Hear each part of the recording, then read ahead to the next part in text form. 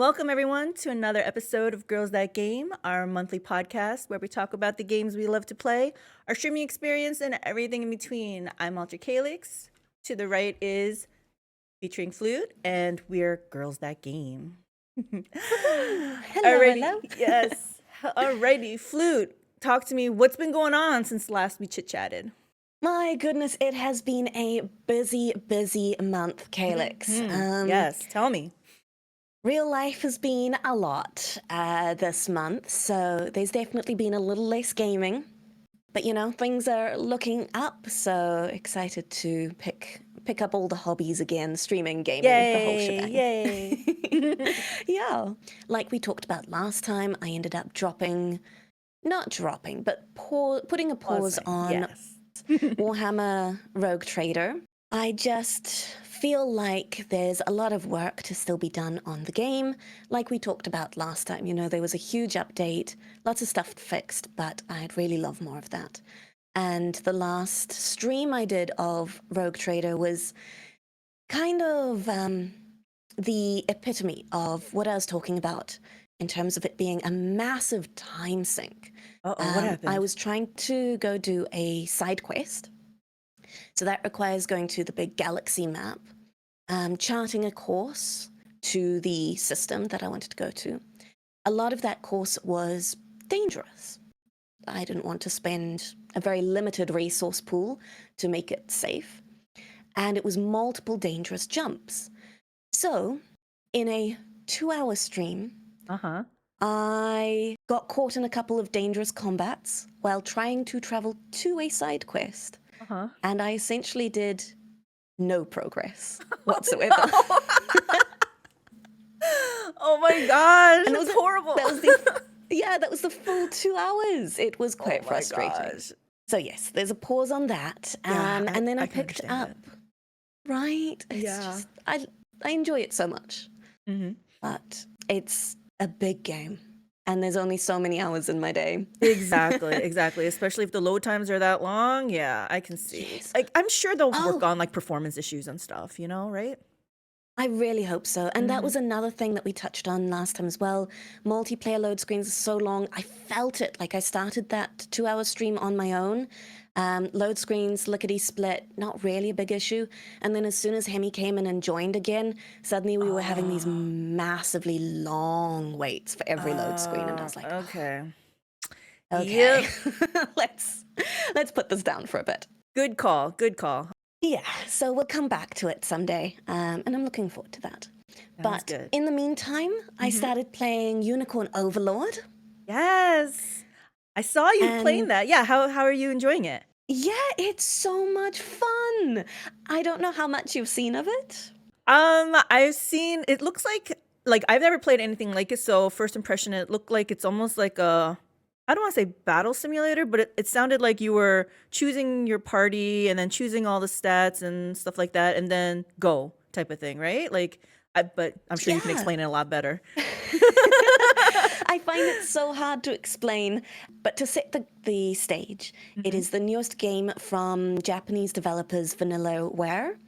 They previously made an amazing, like, almost cult classic called 13 Sentinels Aegis Rim. That was like an incredible tactical sci-fi time travel story. It was a crazy game. It was so full of passion and love, and I adored it. Unicorn Overlord is made by a different team within Vanillaware, but you can still see that incredible artistic style, very recognizable from them. Much more heavily focused on the gameplay, and that gameplay is amazing. I don't know what to liken it to. It's been an amalgamation of all sorts of different Japanese tactical games, so you can definitely see inspiration from the Fire Emblem series. You can see inspiration from Tactics Ogre. You can see inspiration from, I think it was Final Fantasy. I don't know if you know, Calyx. I think it was 10 or 12, the one that had the Gambit system. I only know 14. That's all I know. I've forgotten which one, but Gambits. And so it's this really cool amalgamation of a lot of the best stuff from the tactical genre. And you get all these characters who all have their own classes and specialties and strengths and weaknesses. Mm. And you put them all together in a little squad.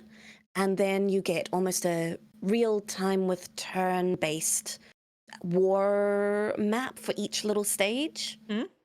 And you send these whole little units of multiple characters in to fight. And hopefully you've set them up with the right system of commands for how to use their abilities and the right combination of characters in each unit to tackle the challenges that are on the map. So a lot of your active thinking is in putting these little units together and then assigning the units to the right fight. And then you get to sit back and watch how that all plays out. Yes. That's why I thought like I don't, these are not like real words, these are just in my head, but like battle simulator, because I saw you like putting them, figuring things out. Yeah, like you said, like the commands and everything, and then it was like go, like, and then so a lot of, like you said, thinking it looked like was the planning part, and then you watch how it like unfolds and stuff. So I like to Yeah. plan, so I feel like that looks like a fun game. Right? It's so hard to sell the game on that because it seems like a bit of an odd premise. The story is very light. It's very stereotypical JRPG. There's a big bad. He's taken over the world. You're a prince with the rightful claim to the throne. It's really not much deeper than that, at least so far. So that's not a selling point. But the game is just so perfectly designed to introduce you with little bits as you go. It's not a huge tutorial dump. It goes, here's this little bit of how to play. Now use that. Here's this little bit of how to play. Now incorporate that. Here's this little bit. Now incorporate that.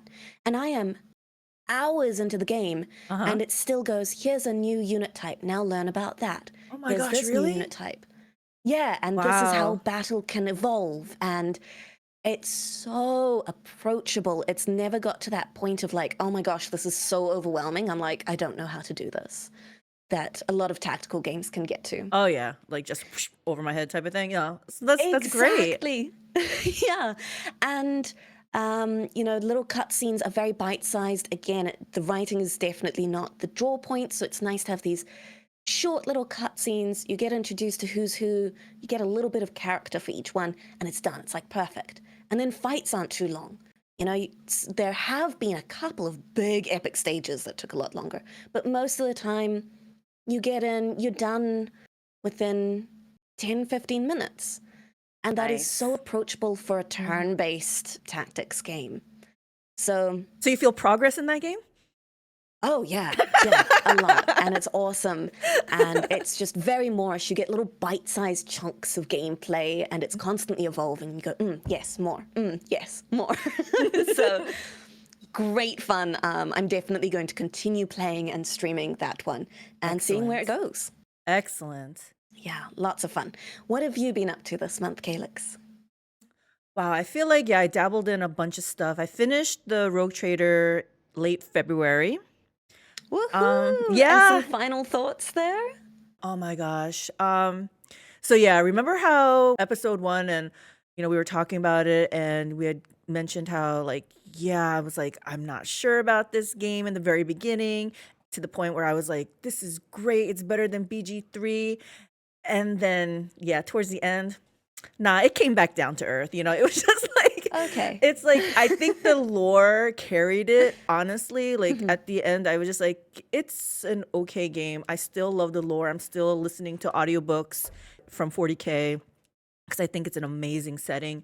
But yeah, it's not as good as BG3 in the end. I mean, so I gotcha. it was good, but it wasn't great. So that's the I end agree. of that.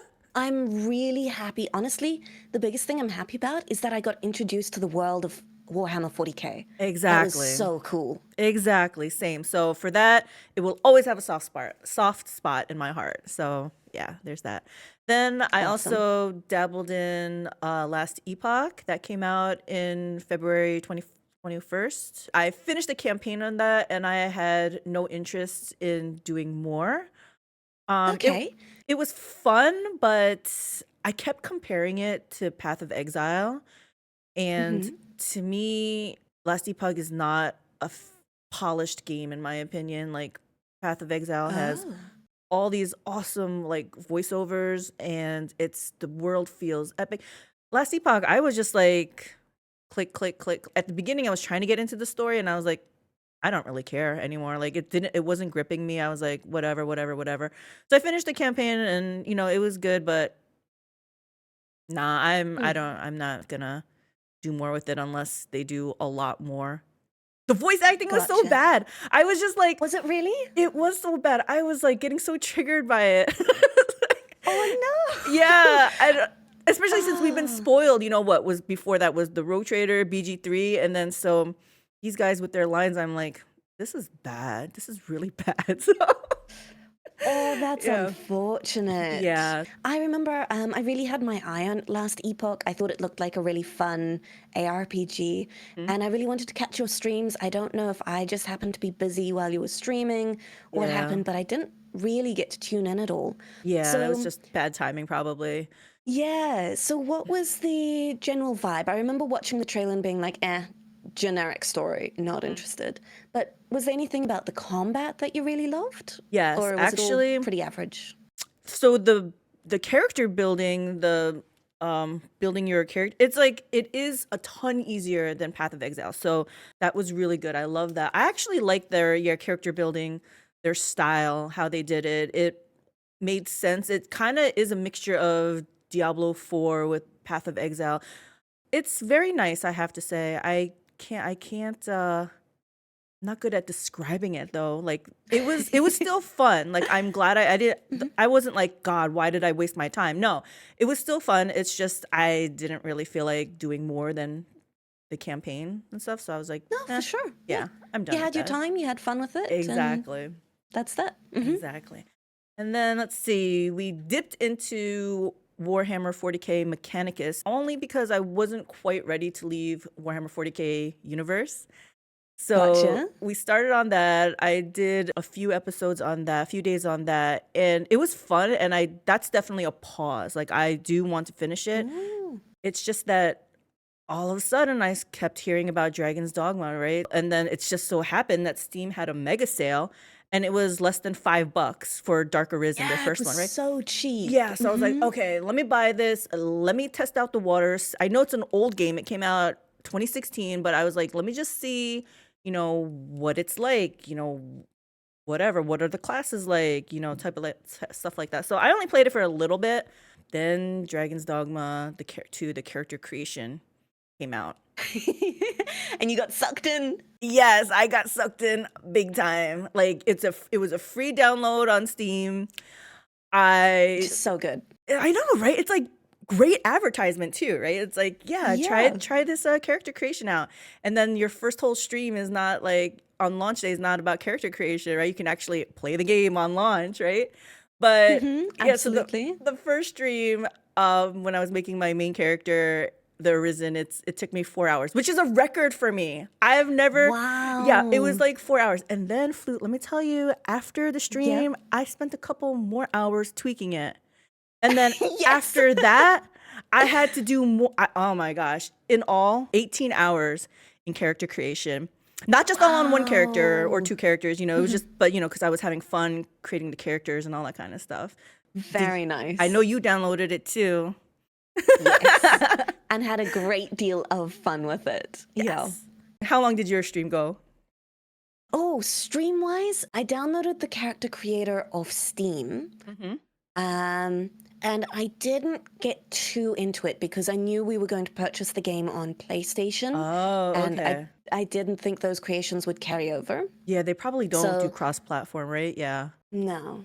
So I kind of got in, messed around, looked at what kind of options they were, but definitely didn't spend as much time as I know I can from games like Lost Ark, where I just made character after character after character. Yes. Just because I loved having all those options. And then on stream, I spent a good 2 to 3 hours trying to make a character. And then Uh-oh. Uh-oh. I screwed myself over What? What'd you because do? right at the end, I was so happy. I had such a pretty girl. It was right where you go, okay, finalize, pick vocation. Uh-huh. And I've been playing all this Unicorn Overlord on the Switch, right? Uh-huh. And the Switch's accept and back buttons are opposite to the PlayStation.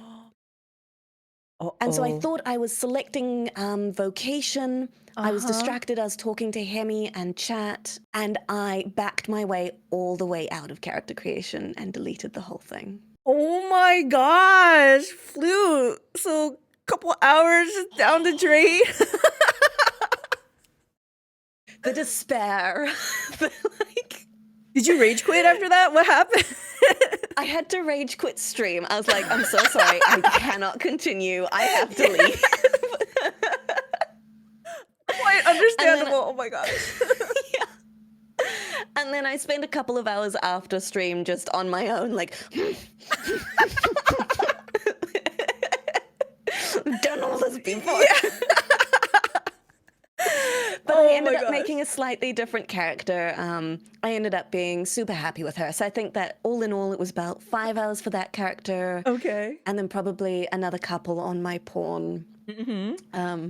But yeah, wow, that was disappointing. In a way, I'm kind of glad it gave me an idea of what I wanted, and then I got to edit that again. Mm-hmm. I've definitely got a little bit of buyer's remorse. I've got some pictures that I'll share Okay, of the yeah. first character I created and then the second character I created. I'm really happy with her, but out in the wild in cutscenes, she looks quite derpy. And Oh, don't you hate that when you create the character you like, but then when in the game they look different? So let's take a look at I these remember pictures. a lot Let's of that in Dragon Age. let's see your girl. Which one are we them- looking at? We're looking at the girl with red hair. Pretty. I like her. She- Is that a tattoo? Yeah, Yeah. the red, like, Mhm. metallic tattoos. Mhm. She was the first one I created on stream. And I spent so long on Ah. her makeup and, like, getting the Mhm. tattoo right. The lip, like, everything. And I was like, she looks so beautiful. She looks a little bit, magical without being unnatural. So happy. Yep. But I could not be bothered doing all of that makeup again. So Because it's so detailed, right? Their character creator is like so detailed. so detailed. And so if we go one over to the black-haired, blue-eyed girl, Mm-hmm. she's A little who bit I more made exotic here. next. Mm-hmm. Yes. Mhm. I really loved that she looked a little bit Arabian or Egyptian. I was going for that Middle Eastern warrior princess vibe. Mm-hmm. I get it. Yeah, and she looked amazing in the character creator. She actually looks fantastic out in the world as well. But then we get to cutscenes like this, and she's derping away with her lips like this the whole time. And I'm like, You know what I Why do like you look though so on this dumb? picture? I like her lip, the shading, the color and stuff, like the shininess on the fullest part of her lip. That looks good. But yeah, she Thank looks you. looks a little bit like Derpy. yeah, derpy. Yeah, she looks consistently stupefied in every cutscene. And it really bothers me. So if there is a chance to go in and edit the body and the actual face, I want to mess around with the lower half of her face, I think, is where it really is a bit off. But, I did see a barbershop, but I have still not like her. I have not checked it out. Like I saw the icon for it, but I didn't click on it. So I have no idea how much it is or anything like that. But yeah, hopefully you can because you're not starting over then, huh? No, not now. But yes, there is a barbershop, which is great. It's very expensive. It's Oh, is 10K it? gold to Oh, do wow. either one of hair, makeup, or tattoo. That's not like any of them. That's one of. One of that. Okay. Yeah, so it's heckin' expensive. Yes, it is. But at least it's there. Yeah, it's there. You have it. It's there. I don't Yeah. know. I don't know, Flewt. How many more hours are you gonna be playing until I hear like I can't take this girl anymore. I can't stand how she looks. Just start over. Well, that's we'll have to find out. From what I heard in the first game, at least, there was like a super rare item or something where you could just totally redo the whole body and everything. So I'm Okay, really that's awesome hoping then. that is something that becomes available here too. We'll see. I don't dislike her so much. that it's like make or break, because I still think she looks really cool out in the world. We'll have to see. But then, I kind of got a lot of experience with the makeup and the tattoos and everything, making metallic looking stuff from her. And then I went into my pawn and I was like, with my main character, I was trying to make her still look a little believable, like you might see her as a real person. And then with my pawn, I want something fantastical. So I was trying to go for like a mermaidy look. I made her eyes all unnatural.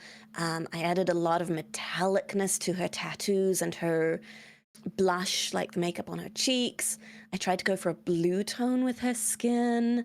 And I ended up being so happy with her. I think she looks exactly like what I was going for, like a transformed mermaid or something. Nice. She's the one I with like her blue. eyes. Yeah. Yeah. All the blues and purples. Mm-hmm. That does lead to my one gripe with Character Creator, is that there are no blues in it. There's no blue hair. There's no blue makeup. Like, why does Capcom hate blue? Yeah. Or even like red. Like I wanted like, bright red hair. No, there isn't. Or green, because I made a Joker character. There's no green. Nice greens, not like the yellow olive greens. They've got those. Yeah, exactly. The pretty bright greens, the jade greens, like. So yeah, in that sense, I was a little bit flabbergasted. Like it's like everything else is so detailed, but the colors, like someone else mentioned, like they should have just put like RGB slider or something, But that's true, right? Pick our own colors. Yes, exactly. So I don't know. Maybe that's too difficult. Who knows? I don't know how that kind of design works. It feels like very old design philosophy of give you a limited color palette. I don't know if maybe we'll be able to unlock more colors as the game goes. I heard the first game did that. So we'll see.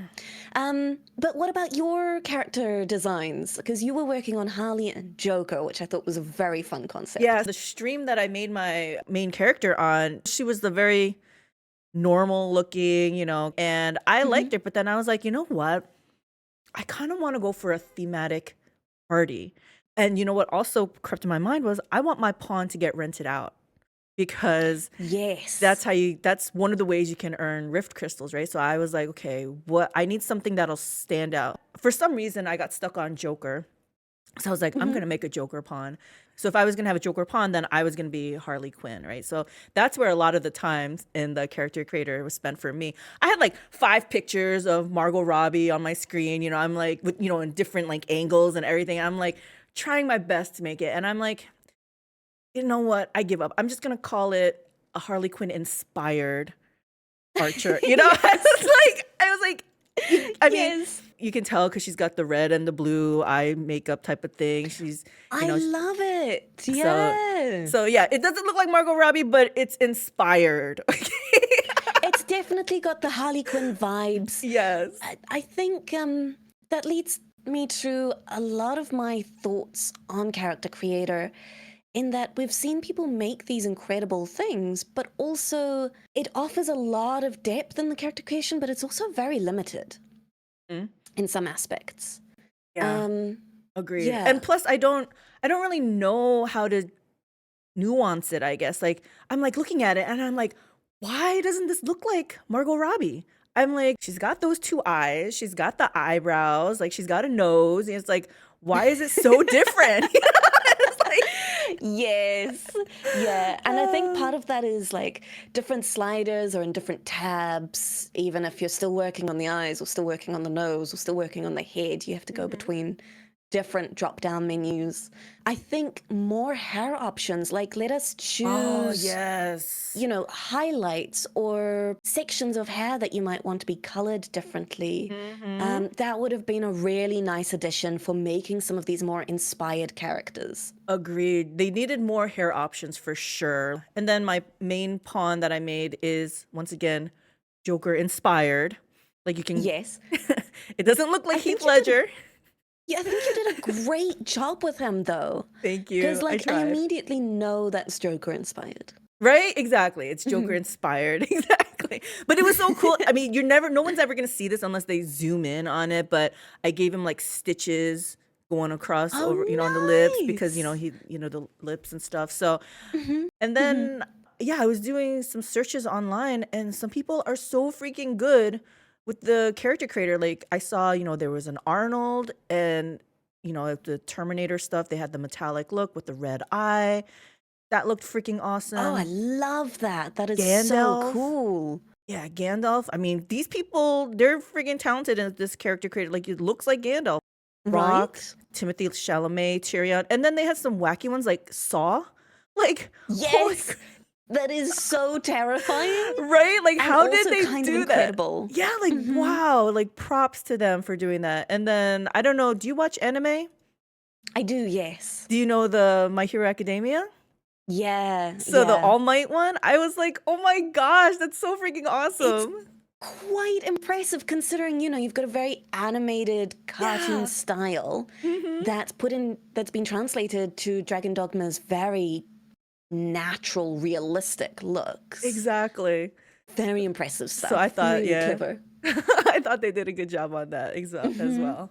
So let's dive into some general things that we're really enjoying. We're maybe 4 or 5 hours into the game, would you say? Yeah, sure.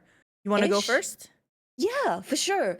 I am really, really enjoying Mage.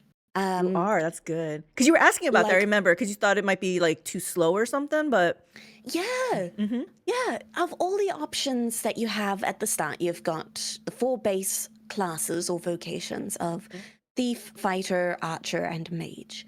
And I was like, well, Mage is definitely my style. I love spells, I love healing, I love all the elemental abilities. But watching gameplay of the Mage, I was like, I don't I know it's know. slow. That looks so slow. You have these long cast times and a very action feeling game where you kind of just sit around and wave your stick for a while. Yeah. And I was like, oh, I don't know about that one. Um, but I think it is a wonderful combination of the fact that I don't really have the muscle memory for the PlayStation controller yet. So everything takes me a lot longer, and I'm busy mashing all the wrong buttons while I'm trying to get to the right places. I'm panicking with the camera, the whole Hmm. shebang. And the fact that Mage is a little slower and has a bunch of really helpful abilities has made it a really, really enjoyable experience. So, to specify what I'm talking about, you start with the Mage with like a little magic missile ability, and it homes in on targets. As long as your camera is pointed in the general right direction, you can spam Yes. this one little button. It's a quick little attack. It homes in on the enemies. And so, especially starting while I'm wrestling with learning the controller, it was really helpful to be able to stand back from the action, watch all of my pawns or your party members run in, start tackling the enemies. I can see what they're doing, I can see what the enemies are doing, and I can just kind of have my camera in the general right direction and still be contributing. Yes. That was really cool. It's quite a cool looking little magic missile as well. Yeah, the little bit that I played of Mage in DD1, that was like the one thing I really loved about Mage is that auto targeting thing. Like it was just Yeah, like I was like, this is great, type of thing. And right? it's just very satisfying. Like, yeah, it's slow casting, but then you got the big booms, right? Like it Mm-hmm. was, yeah, so it was very satisfying. It was a tough call. But for me, like I felt like Harley would not be a mage. So I ended up picking a archer for her. That's why Joker's a thief. But if you're a mage, what's your pawn? Nice. So my pawn is my pawn's an archer Mm. because I knew I was going to be recruiting my partner's pawn, Mhm. and that was a mage. So I was like, Uh, I know I will always be wanting a mage in my team. I'll always mhm. be wanting an archer for that easy ranged damage, and Yes. then I'll hire someone else's fighter or frontliner. Gotcha. So two mages, an archer, and some kind of frontliner in your party? Yeah, Gotcha. yeah, that's the Mhm. general setup. I really liked mage because I felt like if I went archer, that probably would have been more action feeling and fast paced.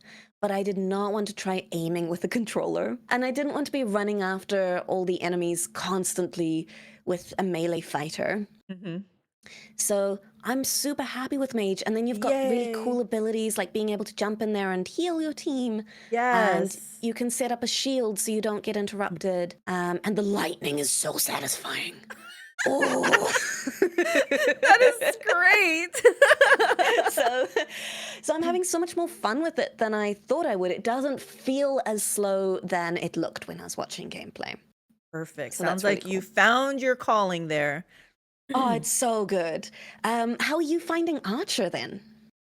I like it actually. It's I picked But what? Archer and Joker is a thief, so I recruit a mage for their booms and their healing, and then I have a tanky kind of person come in Yeah, also. nice. Yeah. Good balanced setup. Mm-hmm. How do you find that the AI handles Thief? Because I heard that it wasn't always the best. He's only died once. Okay, no, let me retract that. He died once because he fell into the water. Okay. But battle-wise, he's only Yes. been down like once or twice. But other than that, he's been really good. I thought he would he'd get hurt a lot more, but he survives pretty good. That's great. Yeah. Yeah. It's not so bad, not so bad. Neat. You talking about him going into the water reminded me of my favorite moment yesterday streaming. What Was I was happened? standing really near a cliff and I needed to go down the ladder that was right there.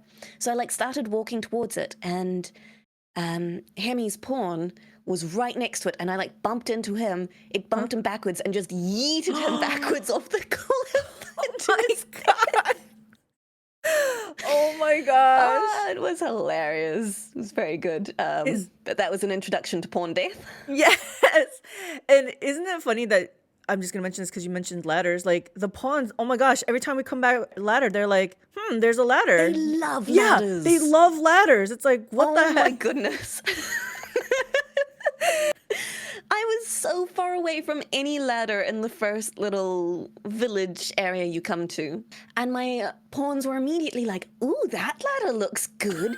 We should climb the ladder. Hey, Arisen, there's a ladder in the area. Yeah. And I'm looking around like, where the hell is Yes. this ladder, guys? And then Exactly. finally I find it. I'm like, goodness gracious, this was a lot of enthusiasm from the other end of the town. Exactly. Yes, that's actually something else I'm really loving about the game, is that the pawns feel quite alive. There are definitely times where they'll just say, oh, there's this thing, and it's like, okay, could you just do that for me? But there are other times where they will loot whatever's in the environment. They'll Yeah. walk straight up to chests to point them out. After fights, they give you like little high fives and Oh my fist gosh. bumps. Isn't that the cutest? Oh my It's gosh. the cutest. I love it. Oh my gosh. I love it. Yes. I The love it best. so much. And it goes such a long way to making them feel like, actual autonomous characters that Yeah. you're traveling with. Exactly. I love when they talk to each other too. I'm like, oh, look at my Yeah. pawns getting along, Yes. They're so cute. Although I will say the first fighter I hired him because he was this really cool looking lion man, white with, red tattoos down the front. I was like, yes, he fits in with my red tattoos. Mhm. He looks great. I was like, awesome. And then his voice was the most obnoxious pompous prick that ever pompous pricked. and so he'd constantly chime in, and every time it was like, Don't talk. don't talk, let my other pawns have at it. So he didn't last very long, I take it then. He'll probably be subbed out soon. Yeah. That's the thing too. Unless like you don't want to, because you don't want a pawn that's too far behind in your levels. Like I don't at least. So I'm always like, every couple levels I will sub out pawns. And I find that such a fascinating system, that your main pawn levels up with you, but then these other hired pawns don't. And I quite like it. It's the first time I'm interacting with a system like it. So at first I was very Same. confused. I was like, why wouldn't all my party members level up? Yeah. But I think it's a great way of making sure that lots of pawns have an opportunity to be hired. Exactly. Because from what I've heard, if your pawn gets hired, they get experience with quests and all sorts of other stuff, and then they can come back and share that with you. Exactly. Yes. So it's a really neat system there. I like it too. I like it too. I'm Right? happy with it too. Yeah. Anything else that you're really enjoying with the game? Let's see. I'm enjoying. I'm trying to see if this is a good thing or a bad thing. It's probably a good thing. Oh, I get lost in the world, oh. not direction wise, but I'm like, okay, I have to go. I see the marker, quest marker. I'm like, okay, I'm gonna go over there. But I can either beeline it just straight there, but I'm like, but there's a field of whatever here, and there's this over Mhm. here, and I'm like, and there's probably treasure in that house over there. So I get very distracted, and then I Oh find a yes. cave, and then things happen. So yeah, it's not good for I get squirreled a lot, but it's great in the fact that I can just do whatever I want. So Yes. I love that term getting squirreled a lot because that is exactly what my experience was last yes, night. yes. And Hemi was streaming with me, and it was driving him nuts because I was supposed to be following the guard man to the capital. And I spent so much time backtracking, getting sidetracked, going after loot, going after things that Yes, were that's off the important. hidden path. Exactly, it's important. I need to get it while it's there and that Yes. it's in visual range, otherwise I'll forget. Yep. But it became nighttime, and so suddenly all these harder enemies and ghosts and skeletons Yes. were coming up. And Amy was like, please just follow the quest. Oh my It was gosh. very funny. And then before we get on to some frustrations, of which there are several, I just want to say that I love the fact that the character creator was made as a separate standalone thing Yes. and put out there free. Yes, I feel like I have to I've clap been- for that. Yeah. It's like- Yes, right. Oh my God. For years, I've been saying, I want that game's character creator. Let me just have the character creator. I want to make characters. And finally, here it is, an amazing, detailed character creator with some limitations. And it's out there and it's free. Yeah. And not only is that amazing for us, anyone who can't maybe afford the game but goes, I want to make those characters. But it's also great advertising for them. Yep, Like, exactly. the talk around the game has all been like, look at this crazy character I was able to make. Yep, that was all a buzz, like all these different characters, and yeah, because we've seen the screenshots too. Like they're amazing characters, I mean, some of them were comical too, but that's all part of the fun, right? Yes. Like what they wanted to do. So I agree with you Exactly. right there. I spent 18 hours with that character creator, so it was great. I mean, and I was And really so amped worth up it. to play it. Yeah, exactly. So definitely worth it. And like, I'll touch on it more later, but especially when you've only got one save game, at least being able to go back and go, well, I had an idea for a character. I can still just jump into the character creator and like make that and get it out of my system, even if I might not be able to play with it. It's just everything I've wanted. I'm very, very pleased with that particular Yay, choice. yes. I thought that was amazing choice as well. Like so good. So let's get into the not so great parts so far. We're Yes. very early in the game, but so far, what have you So far. experienced? Yeah. So far, let's go back to that character creator. Okay. There are definitely some frustrations. What I do really love with it is that they've clearly gone for a super realistic look and scanned in very real people's faces that you can then mess around with, some very real skin textures and tones and everything. Love it. Beautiful. I love to see real people represented in these games, not just, your high fashion model. And there are some really cute faces. There are some old faces. This is lovely. Yeah. But it does make it very hard to do cartoon inspired looks or like very high fashion model kind of looks because the skins do have a lot of very natural texture and natural color. And there's no makeup option to say, put foundation on and smooth that all out. So you kind of have to sacrifice between having the skin color you want and the skin texture you want because you can pick the texture, Yes. but that limits how dark or light your skin can get. Exactly. Because So- there is a, like you said, you pick a skin and you can make it lighter, but you can't make it like the lightest it can be. Like I picked one because I thought, because the texture is what I wanted, but it had like a permanent tan because I would pick the lightest shading and it still had a tan basically, right? So I was just Yeah. like, okay, this is not gonna work. Yeah, But like the yeah. tone is almost baked into Yeah, it is. the Yeah. skin texture that you choose, and you can alter it slightly, but you can't totally change it. Yep. Agreed.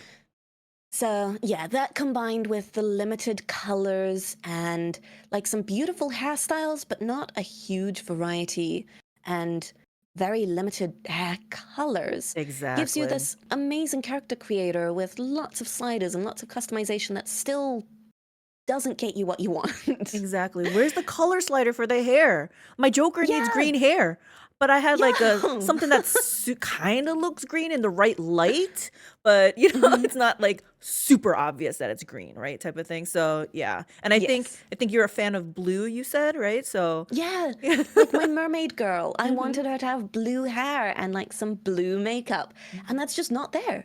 Purple, yes, wonderful, but no blue. yeah, no blues. Yeah. But then that leads into our biggest frustration so far, at What's least that? experienced frustration, is the single save game.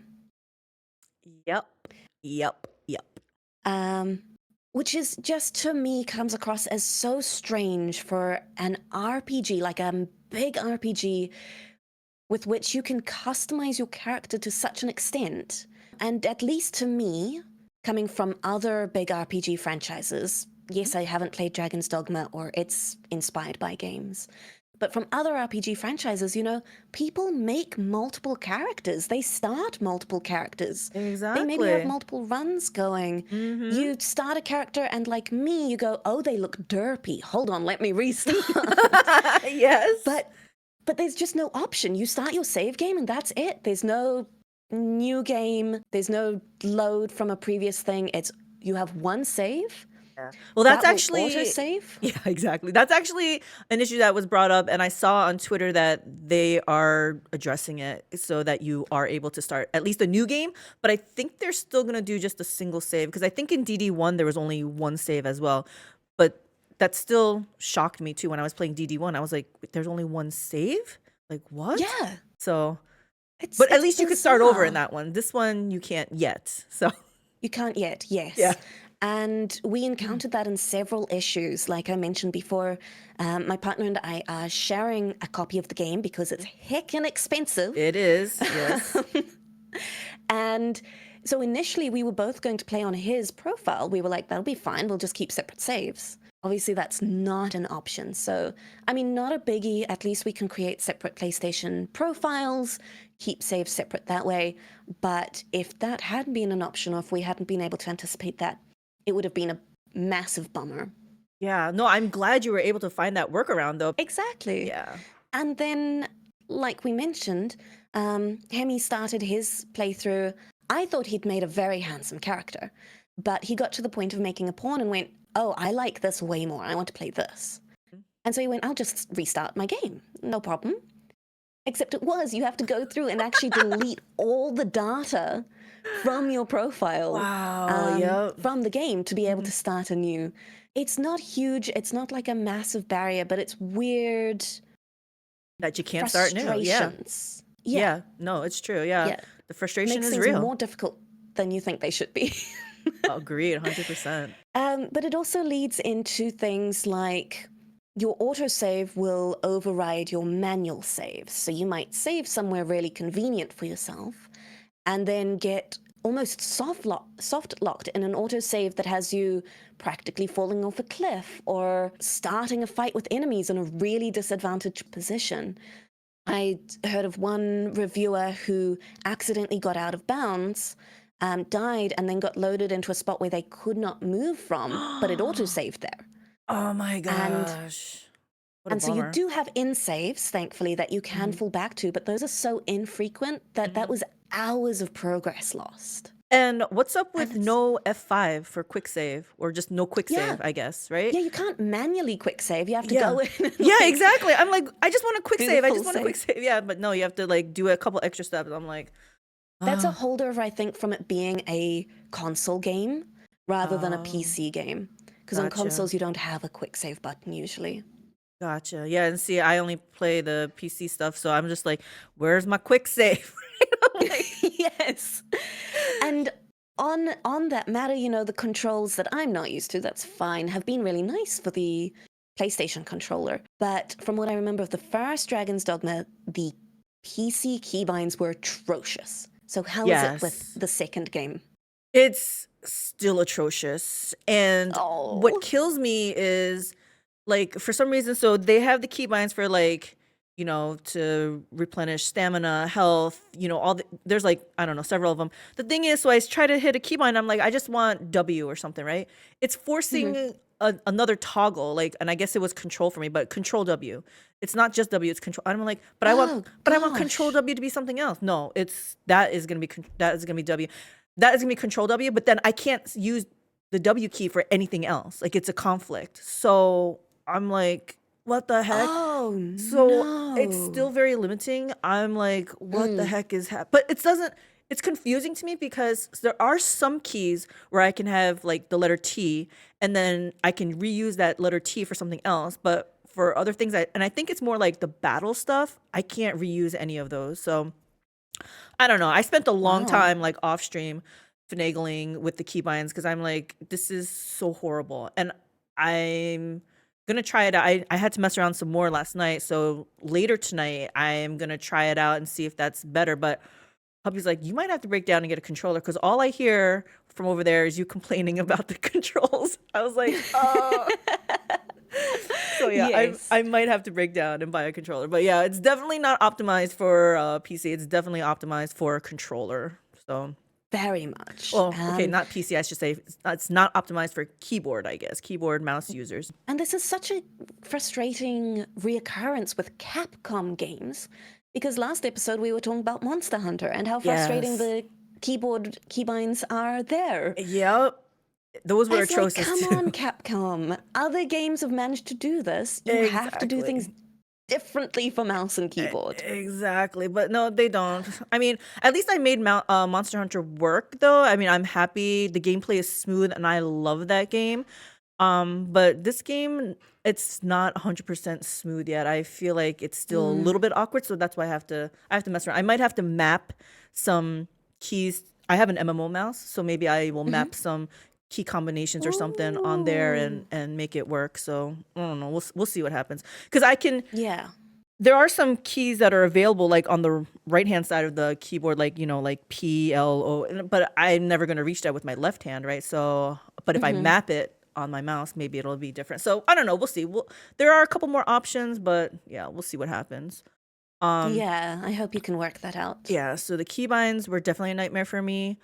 Other things in the game, one of the things, just right off the bat, like hubby and I couldn't find each other's pawns, and I know that was a minor thing, but I was like, but I thought we could, hire each other's pawns and everything, and we couldn't find each other. We're like, what the heck?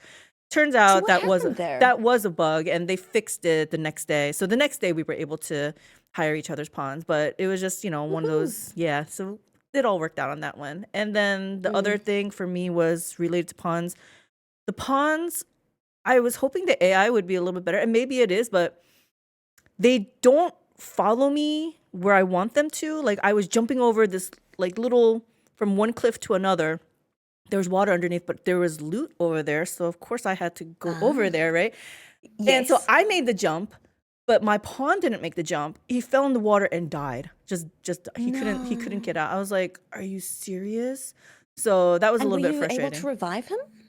I had to go back to the Riftstone. So that's another thing. There's no like fast travel or anything, right? So I had to hoof it Yeah. all the way back to that starting little area and then touch I don't know if I had to touch the Rivstone or if he was right there. Like he just, as soon as I came near it, it was over there. But yeah, as soon as I came around to that area, he respawned. But yeah, that was a little bit annoying. But other than hmm that, I think in game, it's okay. Like I don't really think I found too many bugs in game other than that. What about you? Have you found any in-game bugs? That's good. No, Mhm. haven't found any bugs yet, thankfully. I have heard that some reviewers have like run into a few frustrating ones. And what's with the face plants too, right? Like my girl will like Yes. jump and then she falls and right on her face. I'm like, what the Yes. yeah. I'm like, ow, that hurt. You know? Yes. And even I will say this is a very minor niggle, but just one of those game design things. In our tutorial, we're running away from some slavers, I don't know, whoever's got us captured. And the game goes, here's this huge cliff, jump. And you jump, and then you wake up kind of at the bottom. But then you've got this very weird inconsistency where a small to moderate jump, you're just fine. Maybe you lose a small bit of health. Anything more than that is instant death. And it's like, where's the balance? Where's the balance here? You taught me in the tutorial I'd be fine jumping off just absolute sheer cliff. But I'm definitely not. And sometimes I'm totally fine. And sometimes, like, it's not even just a large chunk of health lost. It's just you're dead. Yep. So it's a small niggle. I'm sure we'll get used to it. But there are a lot of points here in the early game that I can immediately go, this is going to turn a lot of people off the game. Like, some of these are just immediate deal breakers for some people. Some people will go, this is too frustrating. I don't care to push through this. Speaking of like deal breakers, though, have you heard about the drama encircling this game? Drama, I have. And I've tried to educate myself a little bit so that I have, a knowing opinion. But there are some very strong feelings going around the internet. Yeah, this game has been review bombed because people are so opposed to this. I think the main one is the pay to win DLCs that popped up on this game like on day one.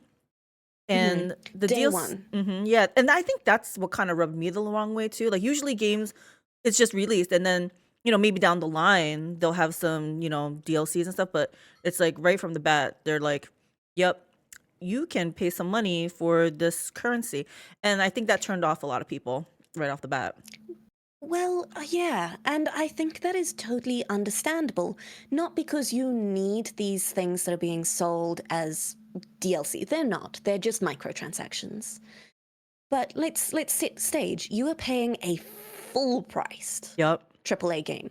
Yeah. For us in New It's Zealand, pricey. that game's $130. Woo! Dang. That's why Yemi and I had to split the cost on it. Like, if you're investing in that game, that's a huge chunk of money. And then to have these tiny little microtransactions for all these convenience items feels very scummy. And, a lot of people are going, oh, pay to win, pay to win. I don't think that's the case. Again, it's a single player game. I don't really think you can get pay to win there. And there are minor items that you can get by playing the game. But it's pay for convenience. And that suddenly makes you feel like you're being fleeced, Yeah. And then for every little inconvenience that we've mentioned, limited saves, no fast travel, paying a lot for character cosmetic changes like hairstyle, etc. Suddenly those are available for microtransactions. It makes you go, how much of this was artistic design and deliberate choice? Exactly. How much of it was deliberately designed frustration to sell more stuff? Exactly. That was all my deal with it as well. Like hubby and I were talking about this. Like if the game was designed, as is and whatever, and then all this DLC, like the currency was tacked on at the end, I think I won't have as much of a problem with it. But the thing is then that you're trusting the company that's how they designed it, right? Because I hate the inflated grind. They're like, oh, but everything's in the game, so it's okay. You can just get it in the game. But yeah, but if you're making us grind and spend hours of our time doing it when someone else can just pay money for it, then you literally intentionally inflated the grind, right? Like, so that's the part that I really hate too. And Yeah. the thing is these rift crystals or whatever that you can buy, I've never been starved for rift crystals. I almost feel like it's a difficulty scale actually in the game. Like there's no difficulty, but the only time you have to spend rift crystals that I've experienced so far is if you hire a pawn that's higher level than you. Because pawns up to your level are free.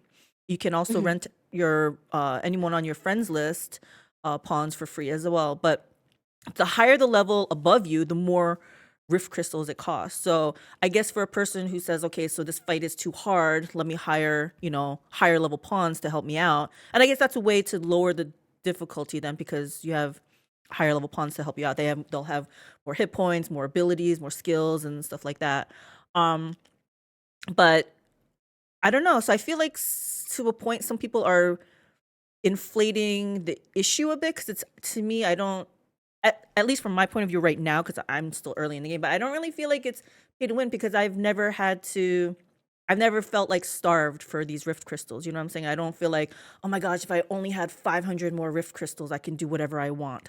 I don't feel that yet. Hmm. So I can't say that those are necessarily pay to win. I don't know. Have you come across like the want, the No, and necessity for more of those crystals? no, and from what I've heard from my viewers who are further into the game from me, everything that is available there, you can get in game. And from what I hear, it isn't what we might be familiar with from MMOs, where yes, you can get them, but that is hours and hours and hours and hours and hours and hours of grinding compared to a small little cost. Hmm. I think it's perfect, like those things are perfectly normally baked into the game from what I hear. So I agree. I think the outrage and drama about it being pay to win is overinflated. But Fact that it exists though, right? the Like, fact that it exists hmm really leaves a bad taste in your mouth for exactly. Capcom. Yeah. Exactly. That's I Yeah. think what the drama is because a lot of people were also saying comments that I read like people are getting mad but they haven't even played the game but that's their first impression, right? They're seeing Yeah. that there's DLCs and stuff that for, you know, that you have to pay for currency and to them they're like so I have to pay to play the game. But that's not the case, but that's their first thought, right? But So, that's your first thought. Say mhm. you're not permanently online, um, like some of us. Say you heard this game has great reviews. You go to Steam or PlayStation or whatever. I'm afraid I'm not sure how it is on the Xbox. I'm sure it's available on Xbox too.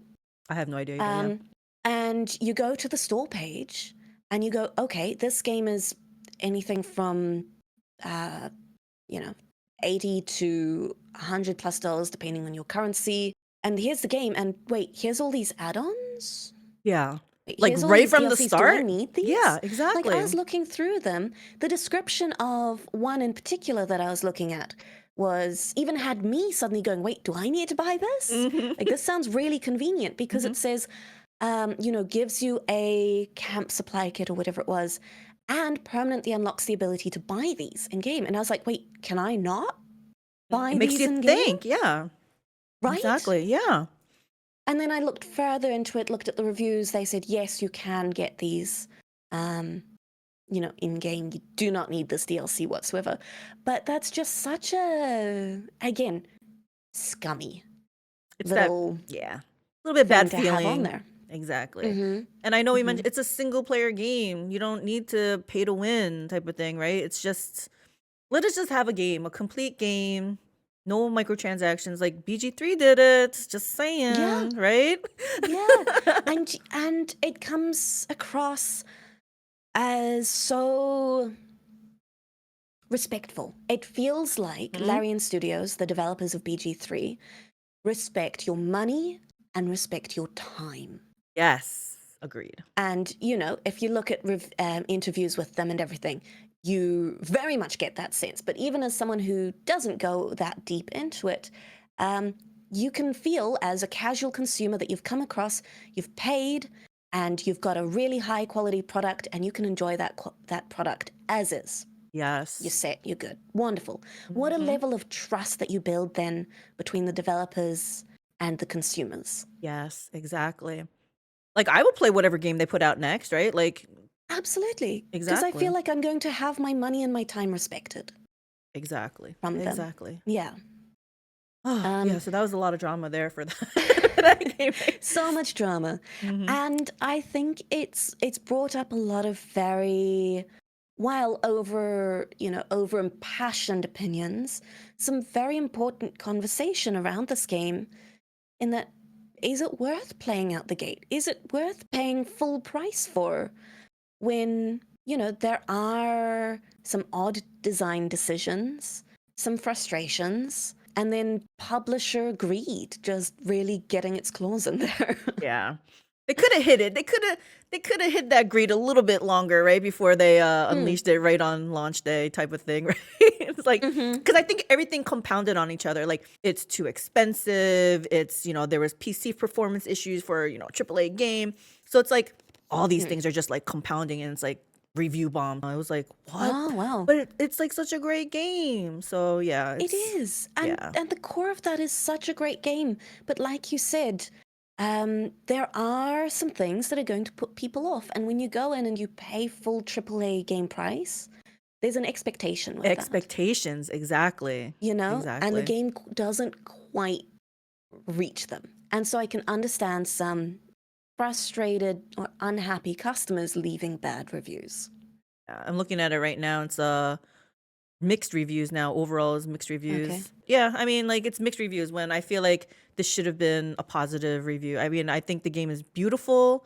I think Oh, yeah. it's great. A little bit frustrated with the keyboard keybinds, but I mean, I hear it's wonderful on a controller, right? So Yeah. So yeah, I feel like it's Absolutely. unfair that they're getting review bombed, but I mean, it's their own fault at the same time too, type of thing, right? Like Yeah. don't be so scummy or shady or whatever. But yeah, I honestly don't think it's as pay to win as people are putting it out, thinking it to be. But at the same time, it didn't need to be like this either, right? Like yeah, Yeah, for some final thoughts, if you haven't played the game yet, everyone out there, then, take into consideration, are the frustrations that we brought up something that would affect your enjoyment of the game? Because there's a really good game in there, just with some like old fashioned or weird design decisions around fast travel, saves, stuff like that. But within that, there's so much fun to be had. We're both having a great time. Um, definitely. but maybe hold back. Wait till the game goes on sale if any of these things that we've talked about sound like they might be an issue for you. Especially since the pre-order bonuses are no longer, available, like and might as well just wait until there's a sale then. I mean, like I don't feel like it's Mhm. too pressing. I mean, unless you want to be in on like the latest craze type of thing, right? But yeah, I mean, they're bound to have a patch or two, coming up soon. They're already doing fixes and stuff. So, yeah, I agree. It's like it's not you don't have to get it right now, but it's a fun Mhm. game. It's a lot of fun, and I'm really looking forward to playing more. It's very addictive. Already, my partner is. I had to chase him out of the room to record this. There was some reluctance. Yeah. There's the world is packed. It's full. There's always just something more you can be doing. Um, so it's a lot of fun, and yeah, I'd say recommended, but with some caveats. Yeah, same. I would say the same. But yeah, I was gonna say, but maybe I don't know. I don't know how to say more recommend. Like it doesn't even make sense. But it's like it's not mid. It's like I feel like it's a little bit. Oh, it's a. Like it's. I would say. I mean, price point is an issue, right? But if that's not an issue, Mm. I would just say go for it. I think it's a fun Oh yeah. game. Yeah, right. It's like you don't have to buy any of their microtransactions. It's No. yep. So you don't have to worry about that. It's fun. And yeah, and I think that's very much how I will be approaching it. Now that we've talked about it, now that I know what people are talking about, I can go, okay, I'm totally going to ignore microtransactions. I'm going to pretend like they aren't even a thing and just Exactly. enjoy my game. Yes, just enjoy the game. Alrighty, so I think that wraps it up for the Dragon's Dogma 2. What's Mhm. next for us? What are some upcoming games you're looking forward to? Yeah, I've got my eye on Aiden Chronicles in April or later in April. That might be around when this episode actually airs. Now, I won't say it's an instant buy for me. Oh, really? There's Okay. no, there's a lot of factors involved. One is that it's a spiritual successor to a very popular series called Suikoden, um, which I've always wanted to try, but it's quite old, so I never, it's a bit hard to get into. So that's why I've had my eye on this game. But I have also been looking at some pre-release footage. They've got people in beta testing or early accessing, whatever you want to call it. And there are definitely some things that I go, it looks a little lower quality. You know, it feels indie in more ways than one. Okay. That make me go, okay, I'm gonna wait, see what the reviews are, maybe watch a little bit of gameplay, see if I really want to invest in this, because I've got 2 huge games now I with know, Unicorn. right? Yeah, between Dragon's Dogma 2 and Unicorn Overlord, I'm not Yeah. starved for games to play Yeah, right now. exactly. And then Q2, Hades 2 is coming out. I struggled with Hades, but I love the concept of it, so I'm really excited about seeing Hades 2 come out and what they Awesome. do with that. Awesome. As for me, the next thing, and just like you, I have this Dragon's Dogma 2 to play. I play Monster Hunter World on the weekends, like on Saturday with hubby, just to get a couple hours with him, co-oping with him. Very But nice. yeah, so I'm gonna be pretty busy too. But then Path of Exiles, new league, 3.24 Necropolis is gonna be coming out next week. And I usually spend a Ooh. couple weeks, in a new season. So I have to somehow fit that in. I don't even know. I was thinking of skipping it, but I watched their announcement and I'm like, this looks good. So Yeah? I'm like, What's oh, got you interested? just they put a whole bunch of quality of life fixes in it, like it's the necropolis, there's like a gravekeeper or something. I'm like, come on, I love this whole like undead minion summoner, like build. In that game I only make like a necromancer. In Diablo 4 I made a necromancer. Last Epoch I made a lich. I'm sold on the whole like undead fantasy type of thing, right? So it just, Gotcha. I'm like, yeah, it all comes in for me. King Arthur Legion 9, and that was supposed to come out in Q1, but they delayed it to Q2. So, I mean, that's all right by me because like we got lots to do, right? So I'm good. I'm good until the fall, I think. So we're gonna be busy Nice. also, yeah. Good. Alrighty. Okay, so I think that's it for us. We're gonna wrap it up. Flute, Good. where can we Yes. find you outside this podcast? Outside of this podcast, you can find me on Twitch and YouTube at featuringFlewt. If you have the TikToks, you can also follow me there at FTFlewt. And you can find us on Spotify. Yes. And as for me, you can find me on Twitch, YouTube, Twitter/X, AlteredCalyx under all of them. And yeah, we're on Spotify. You can check out all our links in the description below. And that's about it. Thank you for tuning in to episode 3 of Girls That Game. That's it for us, guys. Take care, and we'll see you next time. See you next Bye. time. Bye-bye.